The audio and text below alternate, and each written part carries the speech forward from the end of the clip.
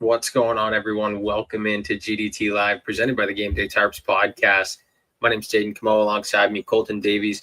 Today we've got a good one. Marco D'Amico, senior editor at the RG Media, coming in to join us today in about 10 minutes or so, talking everything Habs. The Habs have had a great offseason. I'm definitely excited for that one. But first, Colton, there was some stuff that I saw this morning that I wanted to talk about. Summer Showcase is coming up soon, and Scott Wheeler had a chance to interview Alan Millar of Hockey Canada, the vice president of the Program of Excellence, and he oversees everything. He said today, or he said in the interview that was posted today by Scott Wheeler, that Hockey Canada is going to be moving away from the selection camp that they do in December with the U Sports. They play against the U Sports All-Stars 2 games, and then they play like an inter-squad game before that. And then the team is essentially picked after those 3 games, sometimes after the pre-tournament games, but usually after those 3 games. And Hockey Canada said they're done with that. They want to move away from that quickly, and they want to start a new and improved, selection camp starting at the end of the end of November, which would mean that CHL players are taken away from their clubs for a longer period of time. But Scott Wheeler also asked if he had spoken to Hockey Canada or the CHL, and he said that the CHL actually approves of it and they support it. So it'll be interesting to see. What do you think of all that? I think it's interesting. It's a way for the players to, I think, get some chemistry together a bit earlier. But I don't mind the decision. I think after the last few years, things needed to change, and that was evident. And it started at the top, of course. After last year's disaster, I mean, I think they can pretty much do. They can't do anything wrong, really, in terms of how they're handling this. They've been doing fantastic. My only thing is how are CHL teams going to, like individual clubs, going to react to losing players a bit earlier in that sense, like the top guys, right? Yeah. Obviously the clubs probably won't like it too much, but I mean, obviously the No. CHL supports it, and the CHL runs under Hockey Canada, and they probably want the best success for their national junior team. And if that's what it's going to take, that might be what they need to do, because like Willie says in the chat here, they can't keep up with the USA. That's kind of been evident the past couple of years. And to do that, I think you got to switch more to that style of development. The USA keeps their players year round. You look at the national team development programs, the under 18s and the under 17s, they're playing all year round against teams like the U18s play college teams, and the U17s play USHL teams. These kids are getting top tier development, and they're with each other throughout the year, except for the select few that play on different college teams when they get to the junior level and they play on the national junior team. But up until that, they still played with these kids. And I think just getting these Hockey Canada kids together for like the extra 2 weeks or whatever it would be at the end of November, instead of bringing them into December, it might work. It might help a little bit and gel these kids a little bit more. One of these things that wasn't really there last year in Ottawa was the chemistry. Yeah. And chemistry was a big thing. So I think maybe that'll pump it up a little bit. So is it like a longer camp, or are they playing more games? Yeah, it'll be a longer camp. That's the whole purpose of it. They want to start in the end of November, have a longer camp, because what they were doing is going in, playing. They had their select list of players that they brought to selection camp. They would play an inter squad game, maybe drop 1 or 2 players, and then they would play those 2 games against the U Sports All Stars. And I don't know, like, if that was really worth anything. Half the time, the goalies on the other team are getting lit up by their own players, like and the goalies don't have a fair selection camp, I feel, in that sense. But yeah, it's tough to say. I think now this way Hockey Canada is going in a better direction with that, though.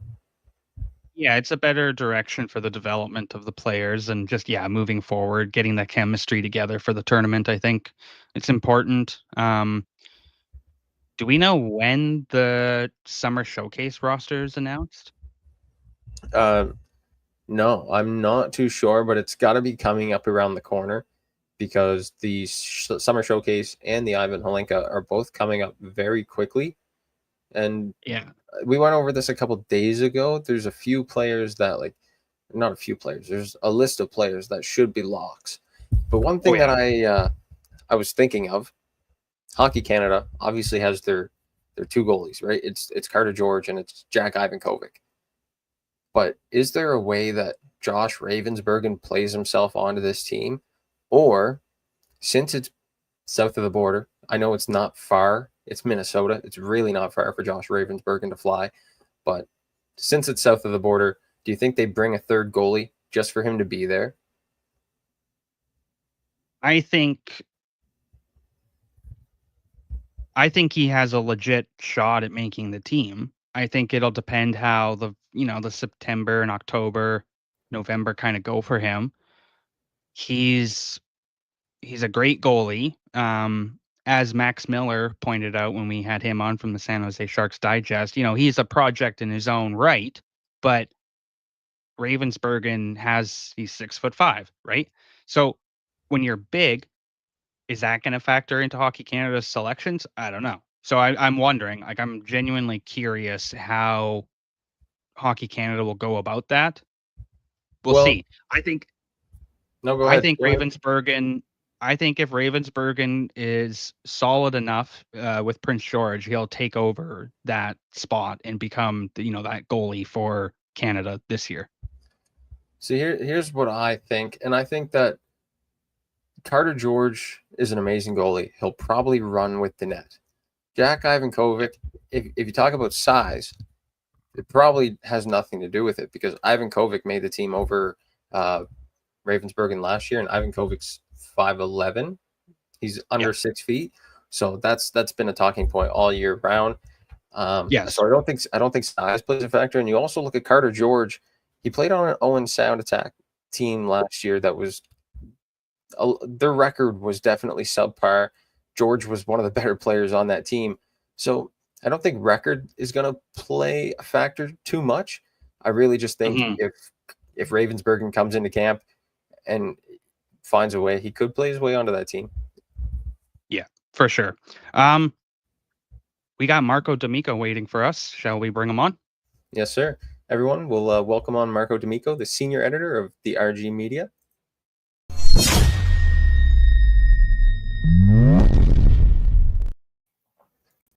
Marco, welcome in. Thanks for having me, guys. Let's start with the big news, and that was obviously the Noah Dobson trade. What was it like for you to kind of break that and be with that news? Yeah, I mean that was pretty massive. I was actually losing my mind on a turbulent plane when I was getting that information sent to me on my phone, and it's kind of hard to focus. But you could just imagine when you're getting a tip like, "Hey, watch out for Montreal on Dobson," and you're like, "What do you mean?" So you do a little bit of digging, and you realize, oh, Dobson could be on the market here because contract negotiations aren't necessarily going the way you want them to go. And, I heard that Columbus was in on this, and I was like, okay, well, if Columbus is in on it, like, good luck, Montreal. Right. And then the more I keep hearing throughout the day, and I'm landing in LA at the draft. And so the more I'm hearing throughout the day, the more I keep hearing Montreal's name kind of associated, watch out for Montreal. And some of the, I won't name them, but some of the bigger insiders that were in LA were like, no, there's no noise there. That's nothing. And then the next day they're like, oh yeah, no, the talks are happening. And the Canadiens are very much going after Dobson. So you you roll with it a little bit. But I think I think what was really cool about it was the fact that Dobson utilized the RFA leverage that he had, right? Because he had 1 year left on before reaching unrestricted free agency status. So he could have just gone to arbitration, taken the 1 year, and then, I don't know that the Islanders would have been able to get as much as they did from Montreal had they waited to trade him at the deadline. And I just think it would have been a weird dynamic for the two. So he was able to use that and, his ability to lower his salary demands to kind of position himself in the direction of Montreal. And I think that's what ended up happening. He ended up actually coming down from his $10 million ask to sign with the Canadiens. And that deal went down, as we know, on the draft floor, as we saw it at the draft, but was actually concluded 4 or 5 hours prior. Marco, since we're on the topic of Noah Dobson, I just want to ask you this. Where do you think he slots in, or not Noah Dobson, but who do you think slots in beside him on that first pairing? Because obviously he's going to play RD1, but the Canadiens have guys like Caden Gooley, Lane Hudson, Mike Matheson. Who do you think slots in there? I think it's Caden Gooley. It would be, if you want to go nuclear, you can put him with Lane Hudson and just watch the dancing that occurs between those two players. But I feel like if you want a top pair that's going to go up against every single unit, on a regular basis, the Canadiens didn't do that with Lane Hudson last year. They didn't put him up against the best. It was a pairing of Alex Carrier and Mike Matheson for the most part. And Canadiens fans, I don't think ever want to see that kind of situation again. They would prefer to see Mike Matheson used to his strengths. So I think a Dobson-Gooley pairing makes the most amount of 5-on-5 sense. And then, when it gets to when you start playing power play, I think you give Lane one wave, you give Noah the other, and then you see how that kind of goes. And, obviously, knock on wood, injuries happen. You're going to need some guys to kind of come in. But I just feel like putting Dobson and Lane on the same pairing exposes them to the same weakness, but also would be one heck of an energizer to maybe a second line if you're playing at home and you get to do those matchups, maybe a weaker second line than your opponent. Having those two guys on the back end could really help kind of drive that offense. That's true. And I guess a guy like Caden Gooley would also complement Dobson in a way, enabling Dobson to kind of unleash that offensive side, and Gooley would be able to stay at home, I guess you could say. Yeah, I mean, for a guy that likes to stay at home, Gooley sure does move well. So this is, from his Prince Albert Raider days, this is a guy that just absolutely moves well. His rush defense is really like I'd say he's one of the top 5 defensemen in the league in terms of rush defense and being able to counter guys. I mean, it's a skill that goes really underutilized, but his backward skating when it comes to being able to utilize his speed in that regard and then being able to box guys out even before they even enter the zone, I think is going to be so good for a guy like Dobson, because Dobson played his best hockey next to a very similar kind of player in Alexander Romanov with the New York Islanders. So I feel like that's the reason why those two personalities would mesh really well. And then it just becomes a question of who do you put with Lane Hudson on the other pair? Because I don't think it's going to be, RD1, LD1. I think you're going to have like a pre-established top 4 and then, your third pairing. And that top 4 is going to probably eat up 50 of the 60 minutes in regulation, so that's kind of the vision I have for what they've done so far. And then it just becomes a question of who you put with Lane Hudson. Is it a Mike Matheson? That pairing did quite well together. Is it Alex Carrier, the only other right shot defenseman they have? So you start getting into good problems for Martin St. Louis, but you definitely understand the fit. And when you look at past drafts, you look at the last 5 years in terms of the quality right shot defensemen that have been drafted, I think you can maybe count 10, 11 that really have like close to the same potential as a guy like Noah Dobson. So to be able to get him for 2 mid-first round picks that I thought the Islanders did great on, and Emil Heineman, I think is a win-win for both franchises. Talked about Dobson taking less than what he was originally searching for. Do you think that Montreal and this team that they kind of have been building the past few seasons was something that Dobson said, hey, like I might want to go try and play there and play with those kids? I could definitely see the appeal, right? You always want to go for the up and coming and not on the downswing. Yeah, you always, if you're giving 8 years of your career, obviously he's getting paid well for those 8 years. But if you're giving 8 years of your career, you really want to go to a place that's going to be fun to play in. And Montreal's window is not open yet. And even with his acquisition, it's still not open yet. And so the best is still yet to come, even with his acquisition, in terms of what they can do. They've got a good amount of prospects coming in. Ivan Demidov is going to be playing a full season next season. I'd be very interested to see further to that. Like Dobson obviously was via trade. It's going to be interesting to see next summer a loaded 2026 unrestricted free agency class and all the cap space in the world with Carey Price's deal coming off the books.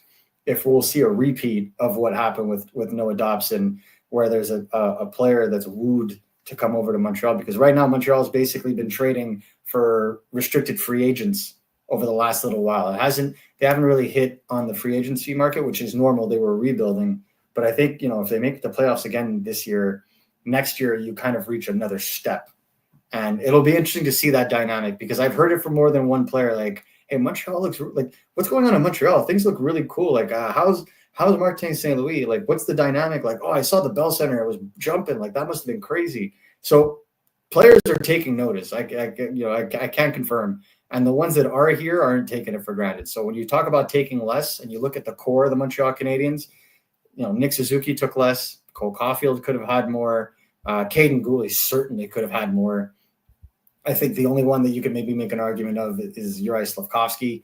But again, first overall pick and the trajectory that he was on the year that he drafted, kind of understandable, especially considering the rise in salary cap. So this core seems set on taking just a little bit less to make it work. I think one of the best keeps that the Habs were able to stay with this season was Jake Evans. Didn't he also take less? Significantly less. Significantly. I think his cap was closer to $4 million, and he ended up signing for 2.8. And I saw a lot of pushback from some Canadiens fans because he obviously was playing a little hurt, who isn't in the end of the season, but he didn't have the offensive performances that he maybe had in the first half of the season when he was being used a little bit more, and had a little bit more puck luck in terms of his shooting percentage. Was more the guy that they used to calm things down defensively with Christian Dvorak at the end of last season. But the contract signed for fourth line and third and fourth line centers this summer, I don't think there was one under 3.5 million where you see that kind of player, right? And he signed for 2.8 in his prime for 4 years. So as much as people gasp at the idea, and then, if they're not putting up 30 points as a bottom six center, you think that's an overpay, maybe in 2017. But the reality of 2024 with the salary cap going up almost 10% per year now is going to make it so that that's going to become a bargain real quick. Yeah, I think it's safe to say if Montreal impresses people this season, they could become a hot spot for those top end players. Absolutely. I think, and it's not even just like the Canadiens themselves. I think Montreal reasserted themselves as kind of like the cultural mecca of hockey during the Four Nations. Mm-hmm. Like it was, I was sitting next to a very diverse cast of journalists, both North American and European, at the Bell Center, which is home for me, right? So I'm kind of used to this noise, grew up in this noise, and they were all blown away by the energy, and players were blown away. Like Sidney Crosby was having the time of his life. He was just all smiles that first game. Nate McKinnon, same concept. Drew Doughty's been to the Bell Center plenty of times, and he was just like in awe of it all. So I think Montreal kind of reasserted himself, with the league, with players, and then its own players saw what was happening in town and got so energized from that. They went on a tear post Four Nations, and were able to, march their way to the playoffs. So it just goes to show you that kind of energy is just infectious. Yeah, that city is crazy. I was there for the Ryan Poehling game where he scored the shootout winner along with his hat trick. And the Habs weren't even in the playoffs. It was fan appreciation night, last game of the season. Who cares, right? 6-5 shootout win. The building was crazy. I love it. Yeah, it could be a nothing game, and it'll be one of the loudest barns you'll hear in the league, bar down. So I think, to me, that when Montreal is going, when Montreal is on an upward swing, there's maybe two other places in the NHL that can come close in terms of rivaling that kind of energy, that noise. Obviously, Carolina is a really loud building, and Vegas now has built such an amazing culture around that. So it's very rare, but winning is what gets players to want to come to you the most, and then the Canadiens have to get to that. Marco, let's talk about another player that has come into the fold, and that's Zach Bolduc. I got to watch Bolduc here in Kamloops when he came through for the Memorial Cup in 2023. He was a man amongst boys in that tournament. Fantastic shooter, of course. Had 6 points. He had 19 goals this year with St. Louis. What do you make of the acquisition of Bolduc and having another French player in that system?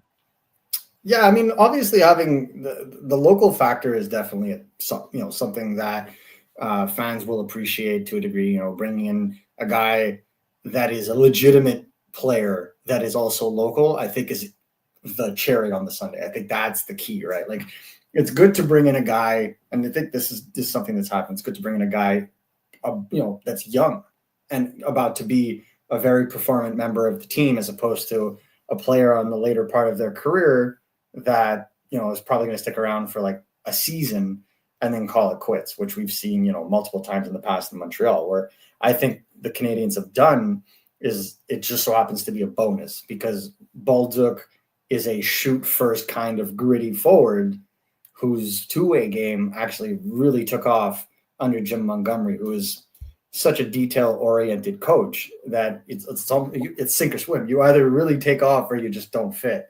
And he really took off in that second half. You talk about, players being on fire after the Four Nations. He was one of them. And it's because he was used higher up in the lineup, trusted to play wing next to guys like, Robert Thomas and Braden Shen, and then being played on the top power play unit in that bumper spot. And I think that's something that speaks to the Montreal Canadiens in the sense that they don't have that kind of player. They tried to use Alex Newhook in that kind of role. And, for all intents and purposes, he has the skills to do that, but he was so snake bitten that it just did not work. It was really unfortunate to watch. Many posts were hit. A lot of groans were heard.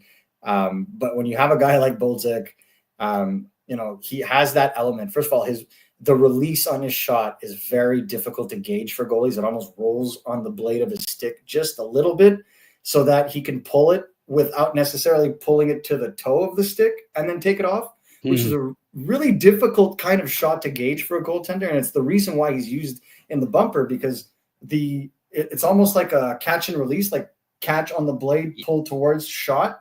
And I'm motioning it like you could see a stick in my hand, but you see what I'm saying, right? Where that kind of skill where you could take a shot off that quick, that hard, in tight is exactly what the Montreal Canadiens were looking for. And then the fact that he's a left shot, the Canadiens are littered throughout their entire prospect pool and on the roster with right shots. You look at Caulfield, you look at Suzuki, Michael H coming up is a right shot. That's why they've, over the last little bit, with Kent Hughes and Jeff Gordon, they tried to add more left shots to their forwards. Juraj Slafkovsky, Ivan Demidov. Now you have Bolduc. So it kind of balances out the roster. And I think that's the key, is he brings that gritty puck retrieval element that the Canadiens didn't have. What do you make of Alex Zurofsky? I know we're kind of jumping a little bit here to the draft, but we had Craig Button on our show here a few weeks back. He's the best. And he had Zurofsky, like 30th or 31st, and just spoke very highly of him. And I had a feeling he was a very Carolina-like player to get picked, but he got picked by Montreal. What do you make of Zurofsky, if you know much about him? We've already interviewed him at RG. Spoke to his coach, actually. We released an article on it today. Just absolutely boomer bust kind of pick. And when it comes to a guy like Zurofsky, I think one of the things that was impressive to me is just the progression curve. And I kind of learned about him prior to the draft, just because I knew that the Canadiens had a couple of trips to the to KHL to watch and talk to Ivan Demidov. So you knew that they were going to make good on that trip. And so they also went to meet and talk to a couple of other Russian prospects, Prokhorov, Zarovsky, and obviously those two went in the second round. The thing with Zarovsky is that he wasn't even ranked by Central Scouting in the fall, like almost 11 months ago, and then finished the season on Central Scouting 5th for European skaters. So there was a significant progression curve that once he really started taking his stride, I think he was at a 2-point per game pace in the last like 20-ish games of the season and just really took off to the point where Viktor Kozlov, the coach of UFA in the KHL, called him up for the playoffs raw and just threw him in there for 7 games. And he's like, I did him no favors. I gave him nothing, and he gave me something every shift. And we literally just published it today. But this is a guy that they see being able to play top 9 in the KHL as an 18-year-old. And they're not looking to play politics with him. Like, if he's good enough, he's playing, because he just makes something happen with his hands and his IQ every single shift. Now, he's got flaws, or else he would have definitely gone earlier. Definitely has to improve his skating. That's the biggest thing. He's definitely got to put some meat on those bones at 166 pounds. You can't be 6'1" and 166 pounds. Got to get up there. And then obviously the overall defensive acumen. But all these things that I just pointed out are things that you work on as a pro regardless. So it's the hands to me, and I think this is the thing that stuck out to most. The hands to me are probably one of the best in the class in terms of the way that he can dangle you one-on-one and beat you with just stick positioning, body protection, just really strong player in terms of getting the puck to the net. Now, getting the puck in the net is a different story, and that's something that he kind of improved on as he went. But if he hits, you're looking at that crash and bang top 6 forward that can really drive the net with speed and pace, and is going to just be a handful in terms of being able to counter that in the playoffs.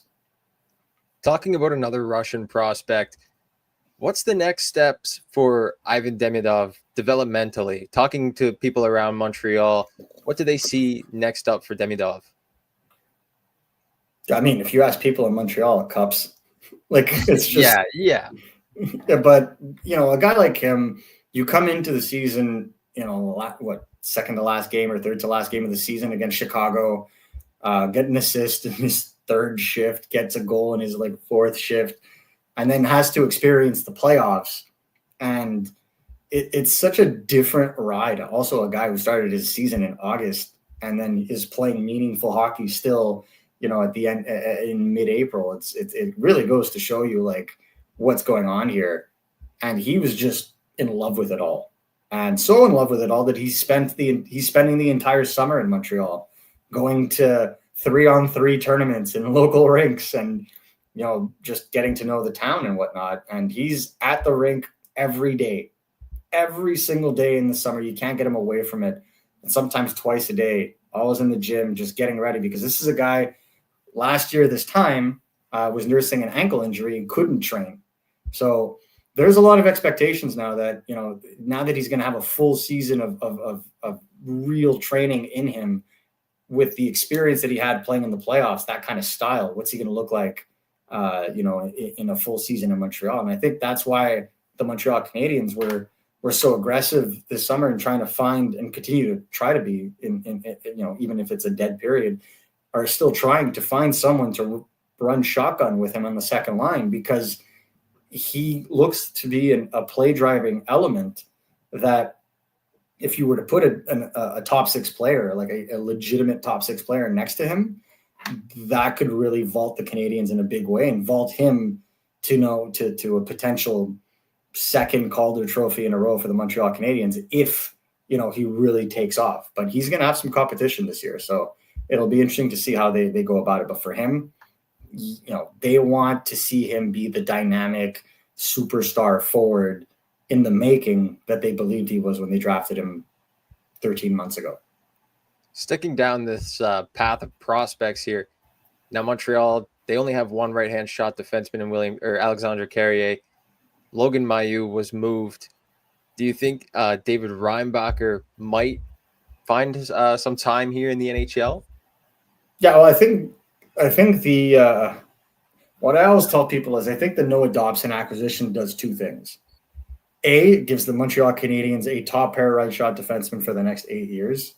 Those don't grow on trees, and when they're available, you pay a lot to get them. More than what Montreal paid for Dobson, let's say. If you look at like how Seth Jones was traded from Columbus to Chicago, that was one heck of a package, for example, not the same thing. So that's one thing. But the other thing is it bought a guy like David Reinbacher time, because when David Reinbacher was drafted, everybody saw him as the top pair right shot defenseman they needed to play with Lane Hudson. And if he didn't make it, Canadiens SOL, right? They didn't have a backup plan. Well, now he's almost the backup plan in a good way, in the sense that if he gets to a point defensively where he's superior to Dobson, and for all intents and purposes that's his bread and butter, if he gets to a point where he gets to be a right shot version of a Caden Gooley, for example, not stylistically, but just like in that defensive style, then you really do have the top four to go to war with in the playoffs for the next 6-7 years. So that's the envisionment. So if that's the vision, to me, because of the injury, right, he was out until basically March, right, with no hockey, and was injured a little bit more the season prior.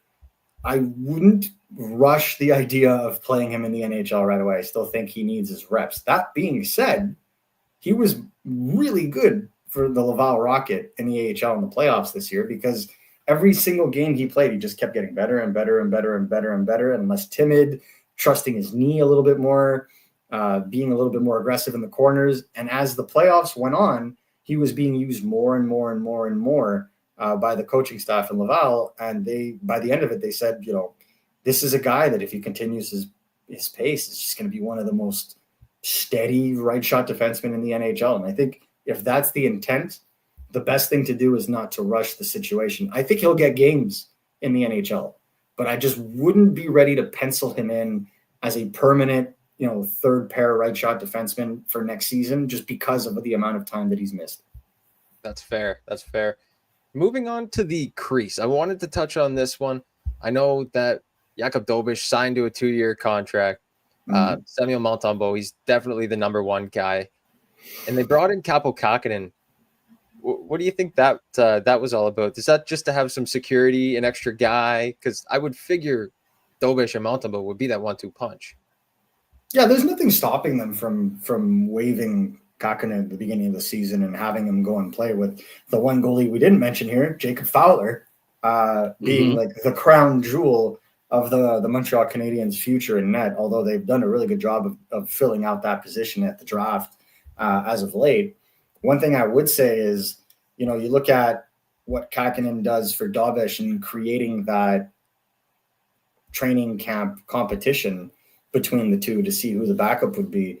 But then it also creates a good internal competition in Laval, should he be sent down, because now you finally will have, a more seasoned veteran goaltender, and then a 21-year-old at the time of the start of the AHL season, or soon to be, in Jacob Fowler.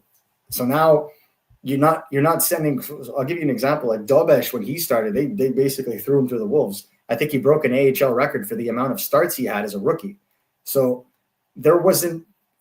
He was only kind of given that veteran backup, I'd say, 2/3 into the season when he was a rookie. They don't want to make the same mistake with Fowler. So bringing in a guy like Kähkönen, I think, is great, because it gives you an insurance policy unless anyone gets injured up top, right? And you don't have to call up a guy like Jacob Fowler right away, because you have a veteran that can come, and then his starts won't be affected. But at the same time, if all things stay equal, he's also a really good person to help kind of bring Jacob Fowler along. And even if they split the games, I mean, the AHL has a lot of back-to-backs, right? So you want to have that a tandem as opposed to, a 50-game number one. I think that would kind of create a healthy dynamic, and it's better for them long-term, because ultimately they have a lot riding on Fowler's development, and they believe that Dobeš could be more than simply just, a fringe backup. Yeah, and I think that makes sense from that standpoint for sure.